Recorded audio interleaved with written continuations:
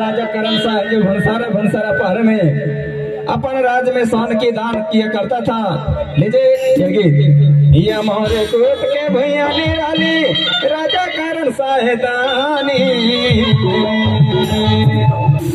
मैनावती रानी जिनकी सयानी दुनिया में अमर कहानी मैनावती रानी जिनकी सयानी दुनिया में अमर कहानी ये मोहरे कोट के भैया निराली राजा करण साहेदानी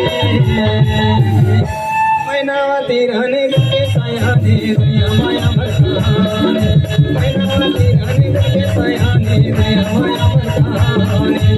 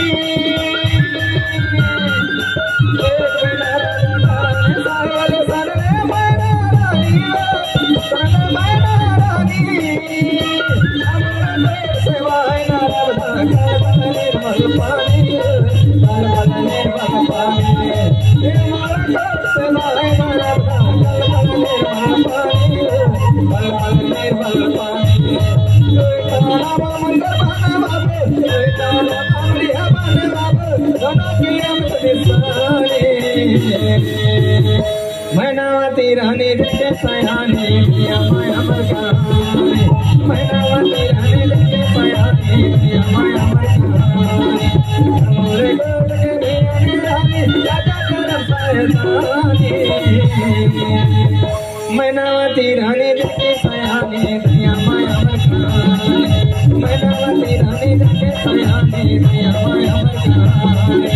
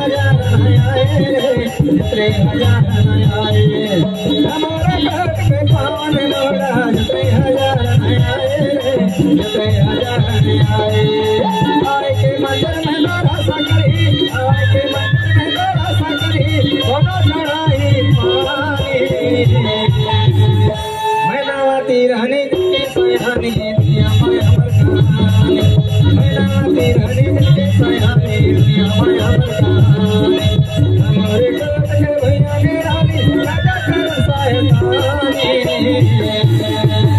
मैनावती रानी जिनके सयानी दुनिया में अमर कहानी मैनावती रानी जिनके सयानी दुनिया में अमर कहानी।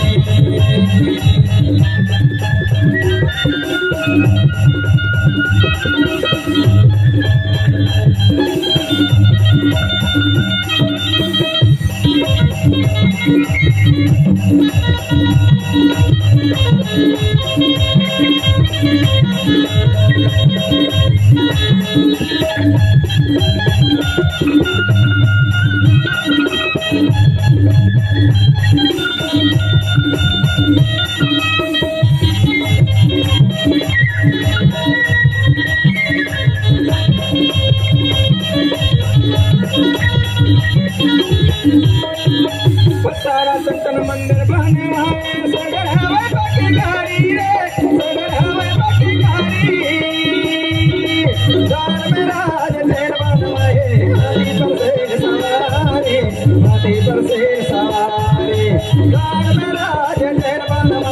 हाथी पर शेर सवारी, हाथी पर शेर सवारी।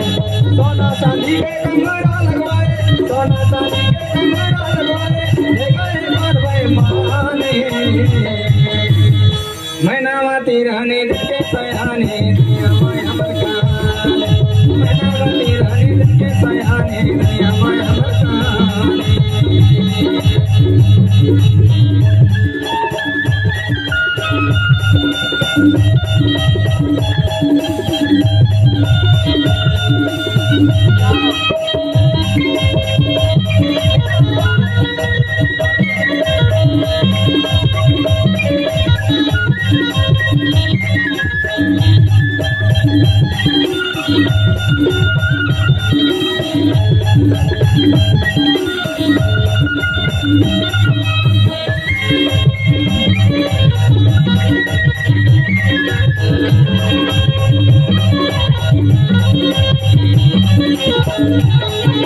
नहीं लुटेरा राजमोहन के नाना का घर मातारा रे, नाना का घर मातारा। धनी राजा धनी कर साय धनी माया जादूबारा, धनी माया जादूबारा। धनी राजा धनी कर साय धनी माया जादूबारा, धनी माया जादूबारा। हमारे कोट के माटी हमें, हमारे कोट के माटी हमें, कहाँ गए राजा रानी। मैनावती रानी के सयाने दिया मैं हमर काने, मैनावती रानी के सयाने दिया मैं हमर काने। हमारे कोट के भैया ने रानी राजा कर सहायतानी, मैनावती रानी के सयाने